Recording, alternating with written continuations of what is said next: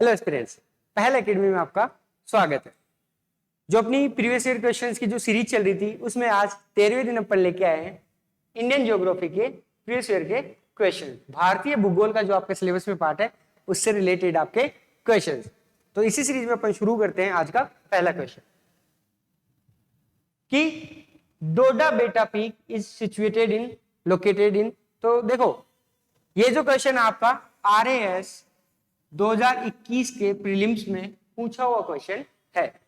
Mountain ranges जब भी अपन पढ़ते हैं, पर्वत श्रेणियां पढ़ते हैं, तो उनके साथ साथ अपन पढ़ते हैं पर्वत चोटियां। तो ये भारतीय ज्योग्राफी का आपका एक पार्ट है। उसी के देखो ऑप्शन क्या क्या है डोडा बेटा के लिए, यहाँ पे क्या क्या दिए हैं क्वेश्चन पेपर में। पहला द अन्नामलाई हिल्स, अन्नामलाई की पहाड़ियां। सेकंड है द नीलगिरी हिल्स, नीलगिरी की पहाड़ियां। और द विंध्यन रेंज, विंध्याचल की पहाड़ियां। And the Satpura range, Satpura की पहाड़ियां। तो आपकी जो ये डोडा बेटा पीक है, डोडा बेटा जो चोटी है वो है नीलगिरी हिल्स में। कहां पे है? नीलगिरी हिल्स में। नीलगिरी हिल्स की एक और आपको इंपॉर्टेंट बात बता देता हूं। देखो ये अपना इंडियन सबकॉन्टिनेंट है, भारतीय उपमहाद्वीप। भारतीय उपमहाद्वीप को क्यों कहते हैं उपमहाद्वीप? क्योंकि एक महाद्वीप में जितनी विशेषताएं होती है, चाहे कल्चरल डाइवर्सिटी ले लो, लैंग्वेजेस ले लो, ओशनिक कनेक्टिविटी ले लो, जो ग्लोबल लेवल है वहां पे, तो वो सारी विशेषताएं अपने इंडियन ज्योग्राफी में पाई जाती है। अब यहाँ पे जो नीलगिरी हिल्स है वो आपके यहाँ पे साउथ में है, और यहाँ पे आपका पश्चिमी घाट और पूर्वी घाट दोनों आके मिलते हैं। जो पूर्वी घाट की पहाड़ियां हैं और जो पश्चिमी घाट की पहाड़ियां वो कहां की मिलती है? नीलगिरी हिल्स में। ठीक है, तो डोडा बेटा पश्चिमी घाट के दक्षिण में स्थित नीलगिरी पर्वतमाला की सर्वोच्च चोटी है। अब यहाँ पे एक चीज आप नोट करना कि डोडा बेटा नीलगिरी की सर्वोच्च चोटी है। अगर क्वेश्चन आ जाए कि पश्चिमी घाट की सबसे ऊंची चोटी कौन सी है, तो वो है आपकी अन्नाईमुड़ी। कौन सी है? अन्नाईमुड़ी, जो कि अन्नामलाई की पहाड़ियों में स्थित है। नीलगिरी पर्वत एक और इंपॉर्टेंट क्यों हो जाता है आपके लिए कि यहीं पे जो आपका उद्गम मंडलम या ऊटी एक पर्यटन स्थल है, काफी फेमस है साउथ का, वो नीलगिरी हिल्स में सिचुएटेड है। सर्वोच्च चोटी मैंने आपको अभी अभी बताई अन्नाईमुड़ी, जो कि 2695 मीटर। जैसे अपने राजस्थान का सर्वोच्च शिखर कौन सा है? गुरु शिखर, जिसकी ऊंचाई है 1722। ठीक है, फिर देखते हैं कि विंध्याचल श्रेणी की सर्वोच्च चोटी है अमरकंटक, जहां से आपकी नर्मदा और सोन नदी निकलती है। कहां पे? विंध्याचल श्रेणी की अमरकंटक चोटी। और सतपुड़ा की अगर सर्वोच्च चोटी की बात करें तो वो है धूपगढ़। आपको ये सारे पॉइंट्स याद होने चाहिए। अब जब अपन ने यहाँ पे बात करी पश्चिमी घाट की, तो पूर्वी घाट की सर्वोच्च चोटी भी आपको पता होना चाहिए, तो वो है आपकी महेंद्रगिरी। कौन सी है? महेंद्रगिरी। आप प्लीज ये याद रखना। ठीक है, क्वेश्चन पूछ लेगा, आसपास से क्वेश्चन आने की पूरी संभावना है। ठीक है, आगे चलते हैं। अब ये आरपीएससी का favourite pattern, match the following. आपको ये क्वेश्चन पेपर में बार बार देखने को मिलेगा। ठीक है, तो यहाँ पे इन्होंने क्या किया, कुछ नदियां दे दी और उसकी ट्रिब्यूटरी सहायक नदी दे दी, और इन्होंने मैच करवा लिया और ऑप्शन दे दिया आपको कि मैच द फॉलोइंग। इसमें से आप सही मैच आपको बताना है। तो सबसे पहला जो आपको नदी का नाम दिया हुआ है गोदावरी, देन महानदी, दामोदर और कावेरी। उसके बाद सहायक नदियों का देख लो, भवानी, पेनगंगा, शिवनाथ और बाराकर। अब देखो सबसे इंपॉर्टेंट बात है कि गोदावरी, और अपन को पता है पेनगंगा काफी फेमस है, और पेनगंगा गोदावरी की सहायक नदी है। ठीक है, उसके बाद इसमें आ जाओ शिवनाथ। तो ये जो शिवनाथ है यह है महानदी की सहायक नदी है। किसकी? महानदी की। भवानी जो है वो है कावेरी की, और बच गई बाराकर, वो है आपकी दामोदर की। तो देखो ए में आ गया आपका ऑप्शन 2। तो यहाँ पे मैच द फॉलोइंग, इधर देखो ए में 2 कहां पे है? इस ऑप्शन में है। तो आपका देखो उत्तर तो इसी से आ जाएगा। अगर आपको पता है कि पेनगंगा गोदावरी की सहायक नदी है तो आपका उत्तर आ चुका है। बी में 3 मतलब महानदी में शिवनाथ, सी में 4 दामोदर की सहायक नदी बाराकर, और फिर कावेरी की भवानी। तो इस प्रकार से आपको ये क्वेश्चन सॉल्व करना है। तो कई बार क्या होता है, आपका थोड़ा लक भी काम कर सकता है कि जरूरी नहीं आपको चारों ऑप्शन पता हो। अगर आपको एक पता है तो उससे आपका काम हो जाता है। लेकिन इसका मतलब ये नहीं कि आप याद ना करो, आप इन सबको याद करना। और इससे अपन को यही एक एडवाइस मिल जाती है या हिंट मिल जाता है कि सहायक नदियां भी मैच करवा सकता है। तो जो इंडियन ज्योग्राफी जब भी आप पढ़े, नदी और उसकी सहायक नदियां प्लीज याद करें, ठीक है। अगले क्वेश्चन पे चलते हैं। फिर से देखो, ये तो जो उसी का उत्तर है कि गोदावरी पेनगंगा, महानदी शिवनाथ, दामोदर बराकर और कावेरी भवानी नदी, ठीक है। इसकी ये सहायक नदियां हो गई और ये मेजर रिवर्स हो गई, जो मुख्य नदी है वो हो गई। चलो आगे चलते हैं। अब की बार इसमें क्वेश्चन है तो मैचिंग का ही, लेकिन इसने क्वेश्चन पढ़ो आप ध्यान से कि निम्न में से कौन सा सही सुमेलित है। इनमें से जो सही मैच है वो अपन को आंसर बताना है।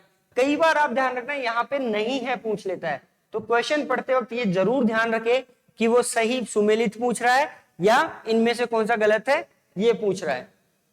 तो यहाँ पे पूछा है कि कौन सा सही सुमेलित है। तो यहाँ पे अगर आप देखोगे तो कुछ खनिजों के नाम दे रखे हैं, ठीक है, और फिर लोकेशन दे रखी है कि कहां पे वो ज्यादा पाया जाता है। तो पहला देखते हैं मैंगनीज, जगह का नाम है बालाडीला। सेकंड है बॉक्साइट, जो कि है लोहरदगा। फिर आयरन कोडरमा और मीका तालचर, जिसको मीका को क्या कहते हैं, अबरक। तो इसने सही सुमेलित पूछा है, तो सही सुमेलित है इसका बॉक्साइट लोहरदगा। बाकी की लोकेशन अपन देख लेते हैं। मैंगनीज के लिए बालाघाट मध्य प्रदेश का फेमस है, किसके लिए, मैंगनीज के लिए। बॉक्साइट के लिए लोहरदगा झारखंड, लोहा के लिए सिंहभूम झारखंड और अबरक के लिए कोडरमा झारखंड, ठीक है। चलो आगे चलते हैं। निम्नलिखित में से कौन सी पर्वतीय चोटी पूर्वी घाट में अवस्थित नहीं है। सेम आपका आरपीएससी 2021 में पूछा क्वेश्चन ये भी है।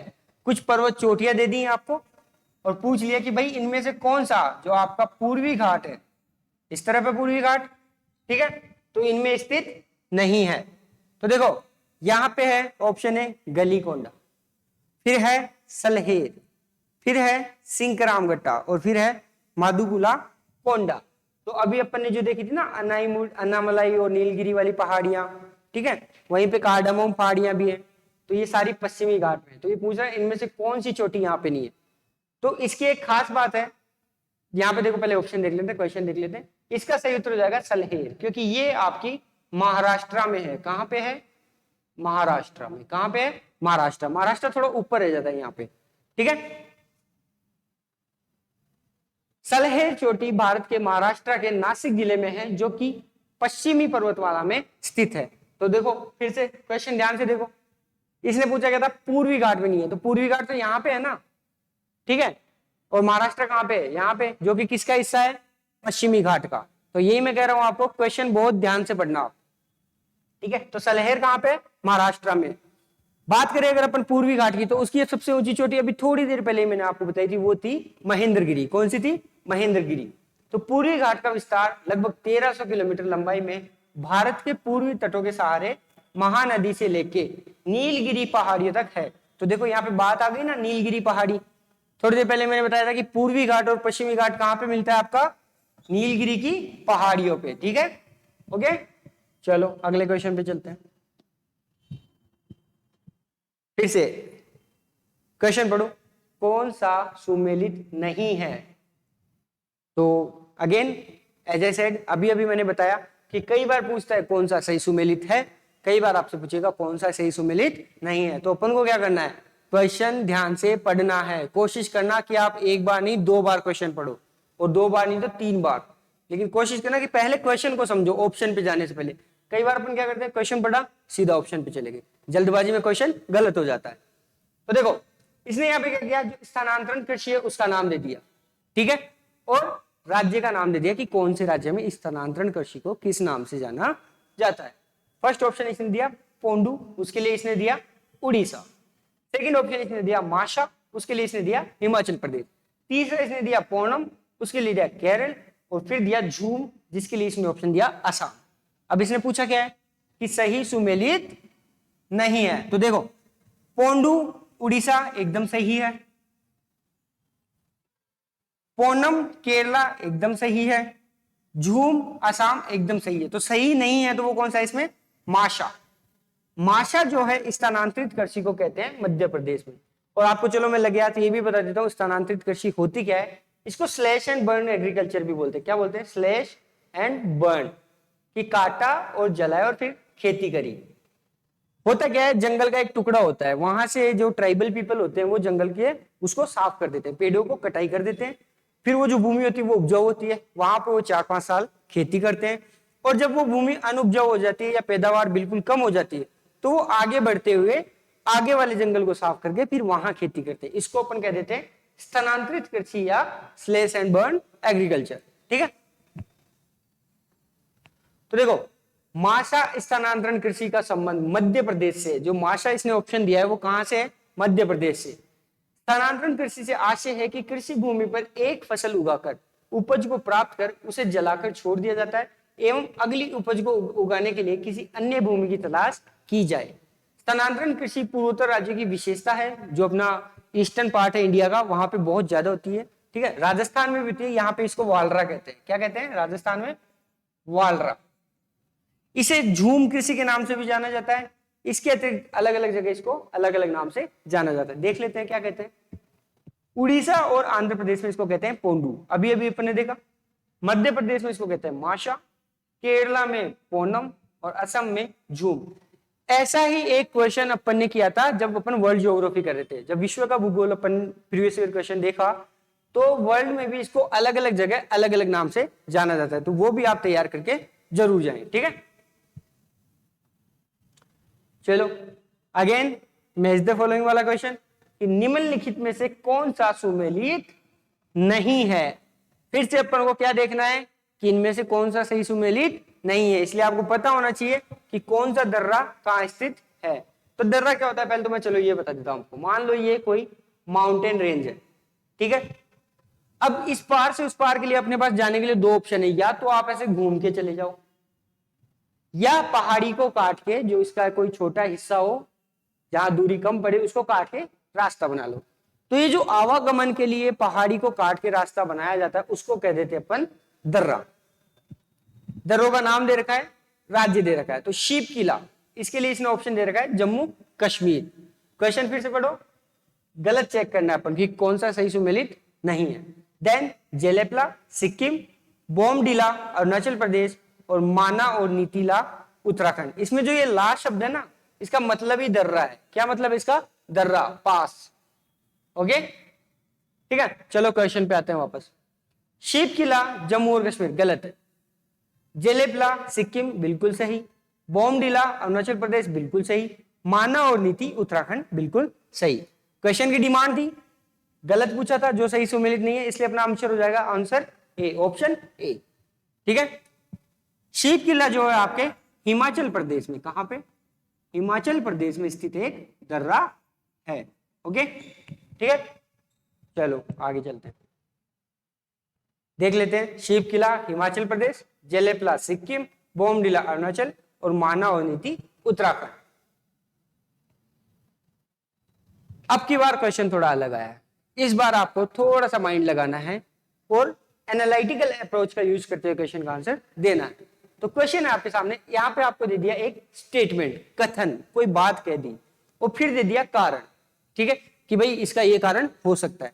फिर क्वेश्चन की डिमांड देखेंगे और फिर ऑप्शन पे देखेंगे। तो चलो, ऑप्शन ए मतलब कथन ए, स्टेटमेंट जो दे रखा है, भारत में हरित क्रांति के फलस्वरूप खाद्यान्नों के उत्पादन में वृद्धि हुई है। ये इसने कहा है, ऐसा जरूरी नहीं ऐसा हो, ये गलत भी हो सकता है। ठीक है, क्वेश्चन आगे बढ़ना। उसके बाद इसने कह रखा है भारत में हरित क्रांति के परिणाम स्वरूप क्षेत्रीय असमानताओं में वृद्धि हुई है। अब ये इसका कारण दे रखा है इसने। तो पहले अपन वापस चलते हैं, ठीक है, कथन पे, कि भारत में हरित क्रांति के फलस्वरूप खाद्यान्नों के उत्पादन में वृद्धि हुई है। बिल्कुल सही। ठीक है, हरित क्रांति से खाद्यान्नों के उत्पादन में वृद्धि हुई थी, क्योंकि स्टार्ट ही तब किया गया था जब खाद्यान्न की अपने देश में कमी आ गई थी। फिर देखो कारण, भारत में हरित क्रांति के परिणाम स्वरूप क्षेत्रीय असमानताओं में वृद्धि हुई है। तो देखो स्टेटमेंट तो ये भी सही है कि क्योंकि लिमिटेड एरिया में हरित क्रांति स्टार्ट करी गई थी। ठीक है, उसमें जो आपके हाई यील्ड वेराइटी जो सीड्स होते हैं, ठीक है, वो लिमिटेड एरिया में जहां पे जल अच्छी थी, जल की जो उपलब्धता थी वो अच्छी थी, भूमि अच्छी थी, वहीं पे हरित क्रांति की गई। ठीक है, over the period of time हालांकि ये और भी जगहों पे फैली, लेकिन अब ऑप्शन ए देखते हैं कि ये देखो यहाँ पे ए लिख लेना आप, है ना, जो आपका असर्शन है, कथन है, उसकी बात करते हैं।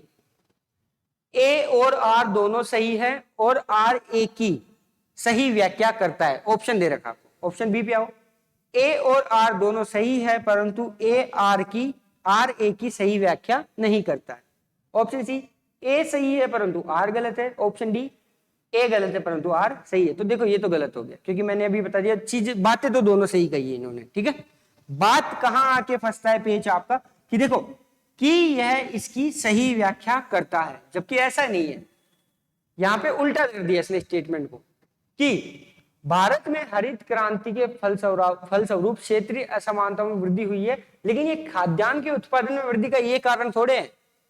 सही है, तो इसका सही उत्तर हो जाएगा आपको कि ए और आर दोनों सही है, कि कथन और कारण है तो सही, लेकिन आर ए की सही व्याख्या नहीं करता है। तो ऑप्शन बी आपका इस क्वेश्चन का आंसर हो जाएगा। तो आपको ऐसी अप्रोच रखनी है जब आप एग्जाम में कथन और कारण वाले क्वेश्चन कर रहे हो। आप खुद के बेसिस पे आपने जो चीजें पढ़ रखी है उनकी अप्रोच के आधार पे ये तय करोगे कि कौन सा ऑप्शन सही होगा। ओके, चलो नेक्स्ट क्वेश्चन पे चलते हैं। निम्नलिखित में से उत्तर दिशा की ओर कर्मावली पर्वत श्रेणी कौन सी है?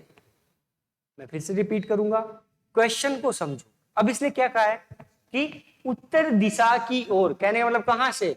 अब उत्तर दिशा की ओर आप पूर्व से तो जाओगे नहीं, कहां से जाओगे? दक्षिण से। तो इसने कहा कि दक्षिण से उत्तर की ओर का क्रम बताना है। तो मैप में दक्षिण कहां होता है?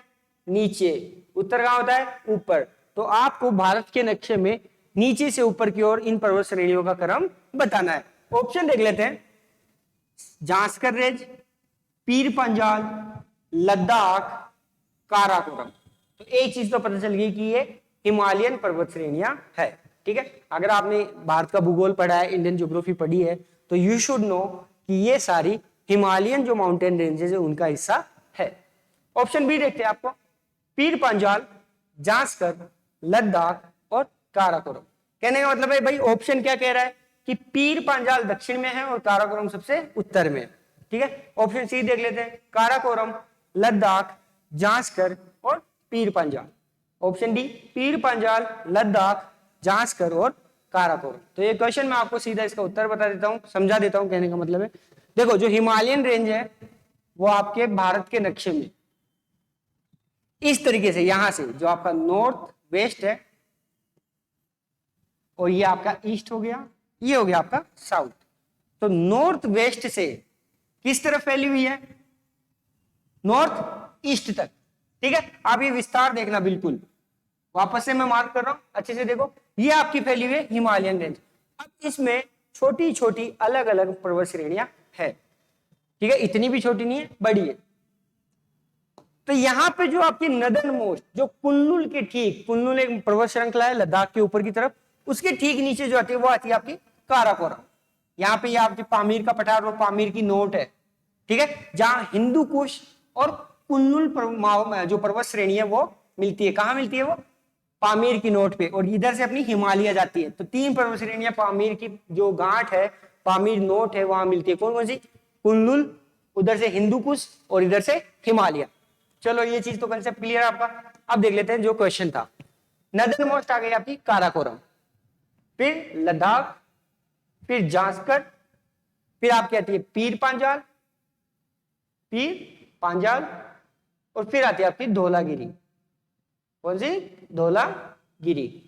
अगर आप नॉर्थ वेस्ट से नॉर्थ ईस्ट की तरफ आओगे तो यहां पे देखो नंदा देवी, फिर इधर ग्रेट हिमालयाज, कंचनजंगा, फिर इधर आओगे ऊपर, ये देखो अरुणाचल प्रदेश के ऊपर यहाँ पे नामचा बरवा है। यहां से इंडस रिवर जो सिंटेक्सियल बैंड है, यहां से देखो यू टर्न मारती है। कौन सी नदी? सॉरी इंडस नहीं, ब्रह्मपुत्रा, सॉरी कौन सी? ब्रह्मपुत्रा। ठीक है, ध्यान रखना है। कहां से? नामचा बरवा। कहां पे है नामचा बरवा? छोटी अरुणाचल प्रदेश में। तो आपका क्वेश्चन का आंसर कौन सा हो जाएगा? पीर पंजाल, जांस्कर, लद्दाख और काराकोरम। किधर से? साउथ से नॉर्थ, दक्षिण से उत्तर की तरफ। ठीक है, तो ऑप्शन बी आपका इसका सही हो जाएगा। ओके, देखो इन क्वेश्चंस का मोटो सबसे पहला तो ये नहीं कि हम आपको क्वेश्चन का आंसर बताना चाह रहे हैं, हम दो चीजें आपको क्लियर करना चाहते हैं। एक तो क्वेश्चन पूछता कैसे है आरपीएससी, दूसरा फॉर्म कैसे करता है, पैटर्न क्या होता है क्वेश्चंस का। तो आपने देखा मैच द फॉलोइंग वाला क्वेश्चन भी देख लिया, ठीक है, स्टेटमेंट और रीजन वाला भी देख लिया आपने, असर्शन और रीजन वाला, कथन और कारण वाला। ठीक है, अब देखो क्या क्वेश्चन है, पालघाट निम्नलिखित में से किन के मध्य स्थित है। पालघाट क्या है भाई, पहले तो ये पता होना चाहिए, ये एक दर्रा है। थोड़ी देर पहले अपन ने बात करी थी कि दर्रा क्या होता है, तो पालघाट एक दर्रा है। कहां पे है, पश्चिमी घाट पे। कहां पे है, पश्चिमी घाट पे, आपको ये पता होना चाहिए। ठीक है, अब आते हैं क्वेश्चन पे, कहां पे स्थित है पूछ रहा है, नीलगिरी और कार्डामोम की पहाड़ियां। इनको कार्डामोम जो है इसको इलायची की पहाड़ियां भी कहते हैं। क्या कहते हैं, इलायची की पहाड़ियां। कार्डामोम का मतलब ही इलायची होता है। नीलगिरी और अन्नामलाई की पहाड़ियां, अन्नामलाई और कार्डामोम की पहाड़ियां। ऑप्शन डी इज कार्डामोम और पालिनी की पहाड़ियां। सही उत्तर आपका पालघाट के लिए हो जाएगा नीलगिरी और अन्नामलाई की पहाड़ियां। जो आपका पालघाट दर्रा है वो नीलगिरी और अन्नामलाई पहाड़ियों के बीच में स्थित है। अन्नामलाई की बात करते थोड़ी देर पहले अपन ने देखा था, इसकी हाईएस्ट पीक है पश्चिमी घाट की, जो अन्नामलाई में स्थित है वो है अन्नाईमुड़ी। नीलगिरी की हाईएस्ट चोटी थी डोडा बेटा। ठीक है, चलो एक्सप्लेनेशन देख लेते हैं। देखो अब आपके सामने जो मैप दे रखा है इसमें पश्चिमी घाट के दर्रे हैं इस वक्त आपके सामने। तो इसमें मैं आपको 4 प्रमुख दर्रे बता रहा हूं, याद करके जाना, क्वेश्चन आने के पूरे पूरे चांसेस है। नहीं भी आता है तो आपको पता होना चाहिए, क्योंकि हो सकता है और कोई क्वेश्चन करने में आपकी हेल्प मिल जाए। ठीक है, तो थालघाट जो है वो आपका मुंबई, या वो मुंबई को कनेक्ट करता है कोलकाता से। कौन सा, थालघाट। देखो इधर है आपका नासिक और यहां है आपका पुणे। ठीक है, थोड़ा अगर थालघाट से आप आओगे दक्षिण की तरफ, मैंने बताया मैप में ऊपर की तरफ होता है उत्तर, इधर होता है दक्षिण नीचे की तरफ। तो नीचे की तरफ आओगे तो फिर आएगा भोरघाट, ये भी एक दर्रा है जो कि पुणे के, महाराष्ट्र के पुणे को चेन्नई से कनेक्ट करता है। ठीक है, इस दर्रे के थ्रू। फिर आता है पालघाट जो कि कोच्चि को चेन्नई से कनेक्ट करता है। फिर शेनकोट्टा जो कि त्रिवेंद्रम केरल में, उसको मदुरई तमिलनाडु में जो जगह है जहां पे मीनाक्षी मंदिर है उससे कनेक्ट करता है। तो क्रम आपको याद होना चाहिए north to south, Thalghat, Bhorghat, Palghat और शेनकोट्टा। पश्चिमी घाट के दर्रे हैं सारे। थालघाट जो आपका नासिक और मुंबई के बीच में है, फिर भोरघाट मुंबई और पुणे के बीच में है, पालघाट वह नीलगिरी और अन्नामलाई की पहाड़ियों के बीच में स्थित है। तो आपको ये क्रम याद होना चाहिए। एक बार और रिपीट कर देता हूं, थालघाट, भोरघाट, पालघाट और शेनकोटा। ओके, चलो आगे चलते हैं। फिर से कथन और कारण वाला क्वेश्चन, तो अच्छे से पढ़ेंगे और इसको सोल्व करेंगे। कथन दे रखा है, यद्यपि भारत के कुछ ही भागों में कपास उत्पादित की जाती है परंतु सूती वस्त्र उद्योग पूरे देश में फैला हुआ है। ओके, चलो आगे चलते हैं। कारण दे रखा है भाई कि कच्चा माल वस्त्र बनाने की प्रक्रिया में अपना भार नहीं खोता है। ठीक है, देखो जो सूती वस्त्र है, सूती वस्त्र किससे बनते हैं, कपास। तो यहाँ पे कच्चा माल क्या हो गया, कपास। तो क्या आप ही एक चीज बताओ, अगर कपास को आज हम गंगानगर हनुमानगढ़ में ज्यादा कपास होता है, वहां से जयपुर लाए, यहाँ पे मान लो कोई सूती मिल है, तो क्या वो वहां से 50 किलो लाएंगे, यहाँ के 10 किलो हो जाएगा, नहीं। सेम, लेकिन अगर अपन मान लो यहाँ से आज अपने यहाँ कोई फल बने और विदाउट कोल्ड स्टोरेज उनको अपन भेजे पूर्वी राज्यों में, तो वो खराब हो जाएंगे वहां जाते जाते। तो जो ये वाली इंडस्ट्री है सूती वस्त्र उद्योग, इसका जो कच्चा माल है कपास, वो over the period of time, over the distance अपना वेट लूज नहीं करता है। तो ऐसी कोई भी इंडस्ट्री या उद्योग जिसमें जो कच्चा माल है, क्योंकि देखो कोई भी इंडस्ट्री लगाने में कौन कौन से फैक्टर होते हैं मैं बता देता हूं।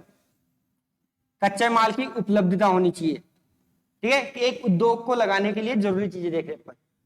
फिर आपका लेबर होना चाहिए, ठीक है, इलेक्ट्रिसिटी होनी चाहिए, ठीक है, वाटर होना चाहिए, ट्रांसपोर्टेशन होना चाहिए। तो ऐसे बहुत सारे फैक्टर एक इंडस्ट्री के सेटअप में रोल प्ले करते हैं। लेकिन सबसे इंपॉर्टेंट बात आ जाती है कच्चे माल की। अगर मान लो ये कच्चा माल ऐसा हो जो पेरिशेबल हो, डिस्टेंस के साथ खराब हो जाए, तो कोशिश क्या रहती है कि भाई जहां पे कच्चे माल की उपलब्धता है वहीं पे इंडस्ट्री का सेटअप हो। कपास में ऐसा नहीं है, आयरन में ऐसा नहीं है, स्टील इंडस्ट्री में ऐसा नहीं है, तो इन इंडस्ट्री को अपन कहते हैं फुटलूज इंडस्ट्री। कौन सा? फुटलूज इंडस्ट्री, फुटलूज उद्योग। तो फुटलूज उद्योग वो होते हैं जिनमें इन सब चीजों को, कच्चा माल हो गया, लेबर हो गया, इनको ये इतना अफेक्ट नहीं करते, तो ये इंडस्ट्री सेटअप कहीं भी किए जा सकते हैं। ठीक है, तो चलो ऑप्शन देख लेते हैं कि भाई कथन सही है और कारण भी सही है। ऑप्शन बी, कथन सही है परंतु कारण गलत है।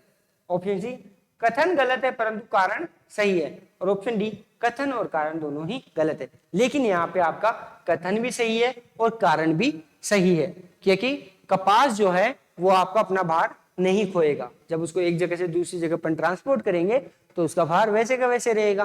ठीक है, इस यही कारण है कि देश के कुछ ही भागों में कपास उत्पादन होने के बावजूद भी पूरे देश में आपको सूती वस्त्र उद्योग की जो आपको प्रेजेंस वो देखने को मिल जाएगी। चलो अगला क्वेश्चन चलते हैं। बात करिए अभी अपने कॉटन इंडस्ट्री की, अब क्वेश्चन है स्टील इंडस्ट्री का। भारत में इस्पात कारखानों का कौन सा समूह स्वतंत्रता के पश्चात बनाया गया था? कि भाई आफ्टर 1947 इनमें से कौन सा जो आपका स्टील जो इंडस्ट्री है सेटअप करी गई कि वो इंडिपेंडेंस के बाद सेटअप करी गई? ऑप्शन ए देख लो, जमशेदपुर, दुर्गापुर और भिलाई। तो जमशेद जी टाटा ने जमशेदपुर में तो 1907 के आसपास ही, लगभग जो 1910 वाला दशक था उसी के आसपास ही यहाँ पे स्टील प्लांट लगा दिया था, तो ये तो हट ही गया।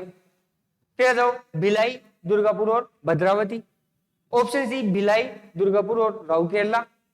फिर आ जाता है आपका कुल्टी, बनपुर, विशाखापट्टनम और सेलम। तो आपका जो ऑप्शन सी है भिलाई, दुर्गापुर और राउरकेला, तीनों 1947 के बाद के स्टील इंडस्ट्रीज है। ठीक है, तो ऑप्शन सी आपका इसका सही आंसर हो जाएगा। तो देखो, भारत में भिलाई, दुर्गापुर और राउरकेला इस्पात कारखानों का समूह स्वतंत्रता पश्चात स्थापित किए गए। अब इनको स्थापित तो किया, लेकिन इनमें अपन ने क्या किया था, कुछ देशों की सहायता ली थी, तो वो भी देख लेते हैं कि भाई साहब जो द्वितीय पंचवर्षीय योजना है, ठीक है, भारी मशीनरी से रिलेटेड थी। अगर आप इकोनॉमिक्स पढ़ते हो तो आपको पता है द्वितीय पंचवर्षीय योजना किससे रिलेटेड थी? भारी मशीनरी से। तो विदेशी सहयोग से की गई थी इनकी स्थापना, जिसमें जो राउरकेला है उड़ीसा में है। ये स्टील प्लांट कहाँ है? राउरकेला उड़ीसा में।